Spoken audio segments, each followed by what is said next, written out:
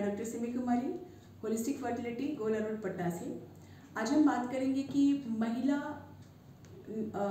निसंतानता क्या है या महिलाओं में इतना बांझपन क्यों बढ़ता चला जा रहा है, क्या कारण है।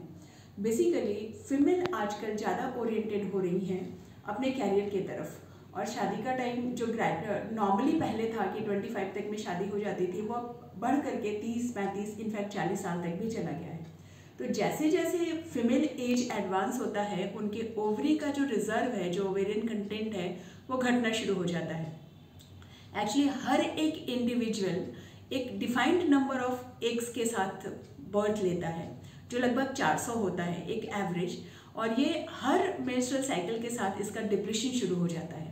जैसे एज 35 ऑनवर्ड क्रॉस करता है, ये संख्या बहुत ज़्यादा कम हो जाती है। तो जब एग ही नहीं होगा तो रिप्रोडक्शन कहाँ से होगा, ये एक मेन कारण है, डिलेड मैरिज।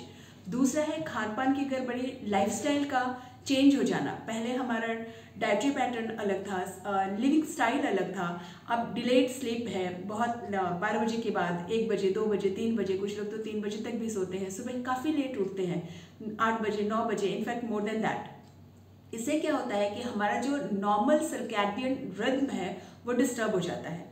जो हार्मोन जिस समय रिलीज होता है उसका पैटर्न चेंज हो जाता है और मूड चिड़चिड़ा हो जाता है। इसका जनरल हेल्थ पे असर पड़ता है, और जिसमें सबसे ज़्यादा कॉम्प्रोमाइज रिप्रोडक्टिव सिस्टम होता है। मतलब रिप्रोडक्टिव पोटेंशियल को शरीर ये समझता है, ब्रेन ये समझता है कि मुझे बॉडी को सेव करने के लिए जो सबसे कॉम्प्रोमाइज जिसकी ज़रूरत कम है वो रिप्रोडक्टिव ऑब्वियसली, तो उसको उसका सर्कुलेशन, उसका जो फंक्शन है उसको थोड़ा कॉम्प्रोमाइज़ करता है, जिसके कारण प्रभावित होता है। ज़्यादा खान पान में फैटी डाइट का, जंक मेल का यूज़ होना, जैसे जैसे फैट कंटेंट बढ़ता है, ये फैट ग्लोब्यूल्स जो है वो जमा हो जाते हैं ओवरी में भी और डिफरेंट बॉडी ऑर्गन में भी, जैसे लिवर में, ब्लड वेसल्स में, और इस जमाव के कारण एंड्रोजन नाम का जो हार्मोन है उसका जो क्वांटिटी है वो बढ़ना शुरू हो जाता है। ये एंड्रोजन ओव्यूलेशन को प्रभावित करता है। मतलब वुमेन के मेंस्ट्रुअल साइकिल के मिड में जो ओव्यूलेशन होता है वो गड़बड़ हो जाता है। ओव्यूलेशन ही नहीं है, एग ही नहीं आया, ओवरी से रिलीज हुआ तो फर्टिलाइजेशन, अगर स्पर्म बॉडी में पहुंच भी गया तो फर्टिलाइजेशन कहाँ से होगा, प्रेगनेंसी कहाँ से होगी। तीसरा और मेन और फर्दर जो कारण है, स्ट्रेसफुल लाइफ, कैरियर बनाने के चक्कर में, अच्छा स्कोर करने के चक्कर में, या दूसरे के कंपैरिजन में कि उनका स्टेटस ऐसा है, मेरा स्टेटस क्या है, हम लोग बहुत स्ट्रेसफुल होते चले जा रहे हैं। मतलब we have started comparing ourselves to the others. Stress के कारण कॉर्टिसोल हार्मोन्स जो है उसका लेवल बढ़ जाता है।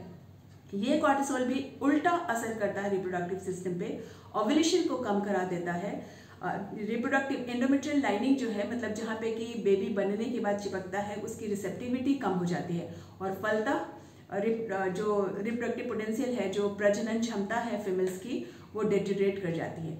इसको ओवरकम करने के लिए जरूरी है कि आप रेगुलर एक्सरसाइज में रहें, हेल्दी खाना खाएं, जंक मील को से नो टू द जंक मील, जल्दी समय से सोएं, और जल्दी सुबह उठ करके अपना दिनचर्या शुरू करें। पॉजिटिव माइंडसेट में रहें। कभी अगर कुछ स्ट्रेस है, try to write it down over the paper and come up with the solution of that, rather than the keeping those stressful things inside yourself and mugging it up with the entire day.